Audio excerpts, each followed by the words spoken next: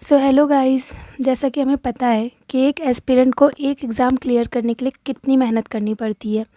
हमारा पूरा साल सिर्फ 3 घंटे के पेपर से डिसाइड होता है। सेम ऐसा मेरे साथ भी इस बार हुआ। पूरे 1 साल की मेहनत, 1 साल की डेडिकेशन के बाद मैंने इस बार जाके 640 मार्क्स अचीव किए। और एग्ज़ाम के बाद जब मैंने अपने मार्क्स एक्सपेक्ट किए, देखे, तो फिर तो मुझे लगा कि मुझे ईज़िली कॉलेज मिल जाएगा और मैं उस चीज़ को लेके बहुत ज़्यादा ही खुश थी। पर नीट के एग्ज़ाम के बाद एक तरह से बोला जाए तो मेरी पूरी दुनिया ही उलट-पुलट हो गई। मतलब इतनी अनएक्सपेक्टेड चीज़ें हुई जो मैंने सोची भी नहीं थी। मेरा रैंक 640 मार्क्स पे 38,885 यानी कि ऑलमोस्ट 39,000 है। अब इस मार्क्स पे एक गवर्नमेंट मेडिकल सीट मिलना तो इज़ लाइक इम्पॉसिबल, कोई चांस ही नहीं है। तो सोचो, जितनी मेहनत करके एक बच्चा इतने मार्क्स लेके आता है, उसके बाद भी उसे कॉलेज ना मिले तो उसे कैसा ही लगेगा।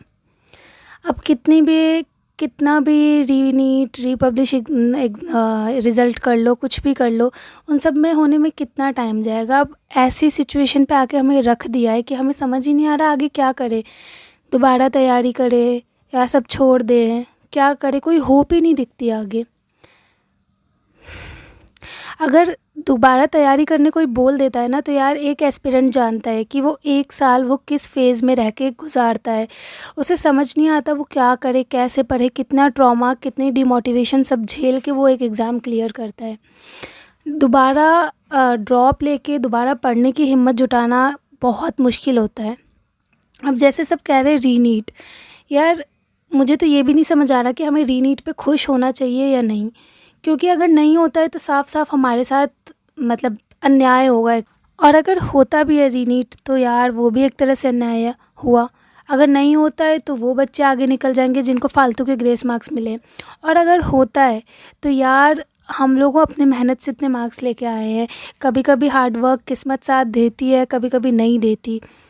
क्या पता आगे का पेपर ऐसा हो कि हमारी किस्मत हमारा साथ ना दे। और रीपब्लिश कह रहे हैं रिज़ल्ट का कि रीपब्लिश कर दो, तो यार क्या पता ये सिर्फ 1600 बच्चों को हटाए। अब हम तो देखने गए नहीं है ना कि कितने सारे बच्चों को ग्रेस मार्क्स दिए। अगर सिर्फ 1600 बच्चों को हटाएंगे तो कोई रैंक में फ़र्क नहीं पड़ेगा इतना। तो एक्चुअल जो बच्चे जितने को मिला है वो हटे, तब कहीं जाके फ़र्क पड़ेगा। तो समझ ही नहीं आ रहा यार हमें जस्टिस मिलेगा भी कैसे, क्या सही है क्या गलत है।